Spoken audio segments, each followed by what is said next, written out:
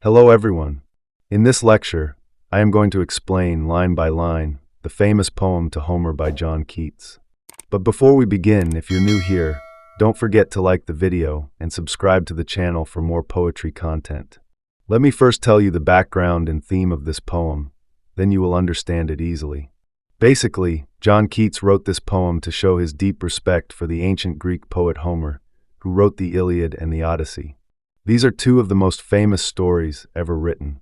What amazes Keats is that Homer was blind, yet he could still imagine and describe such beautiful worlds full of gods, heroes, and nature.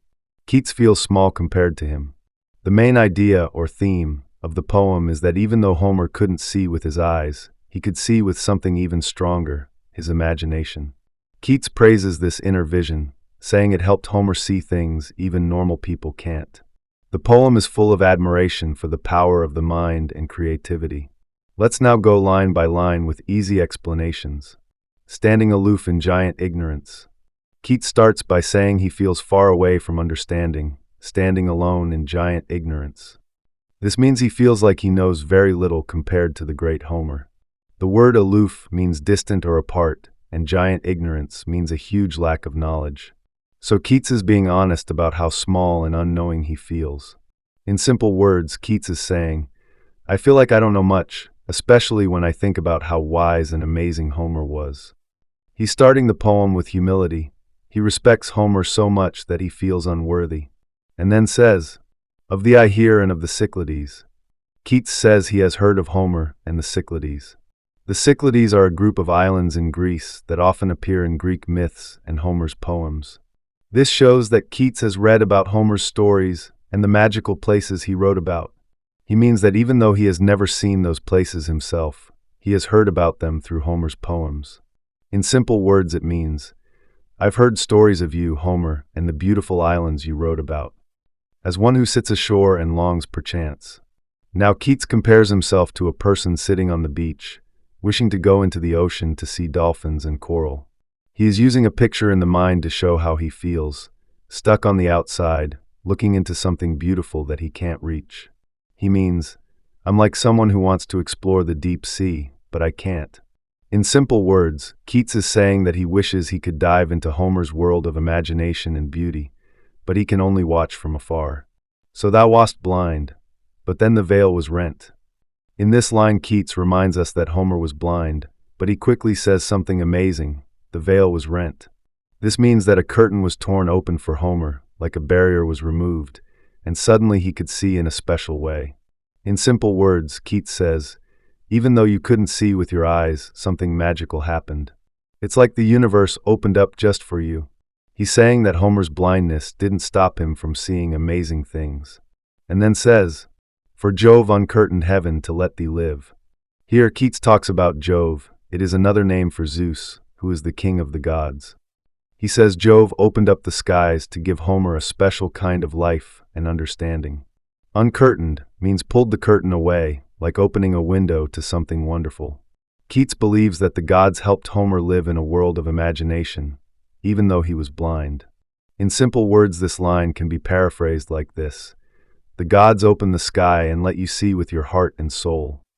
And Neptune made for thee a spumy tent. Neptune, the god of the sea, made a foamy tent for Homer. Spumy means full of sea foam, like waves crashing. The idea here is that even the sea created a special space just for Homer, welcoming him. Actually, Keats is saying that nature itself opened up to Homer. In simple terms, even the ocean made a home for you because you could understand its beauty so well in your poems. And then says, and Pan made sing for thee his forest hive. Pan is the god of nature and wild places. Keats says that Pan made the forests sing for Homer. This means the sounds of nature, like birds and wind, spoke directly to him and inspired him.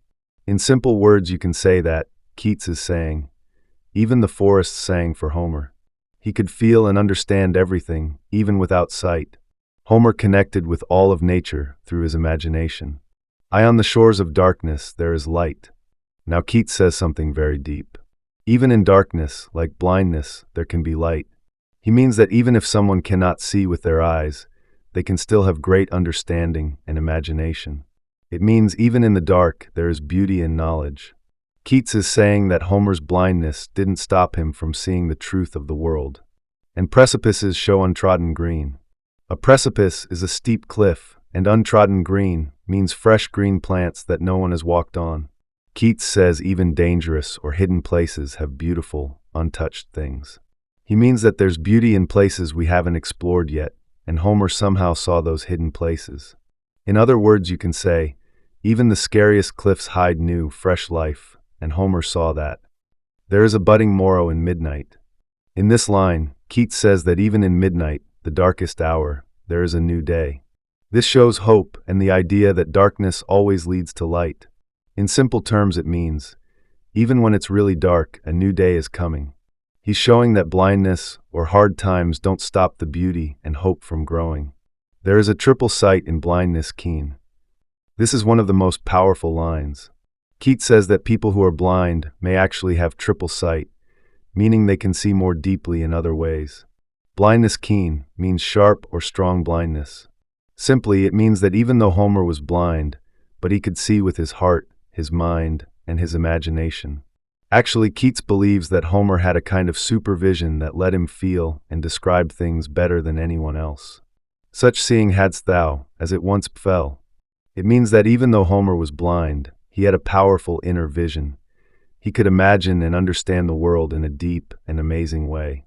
So Keats is telling us that Homer's way of seeing was not normal.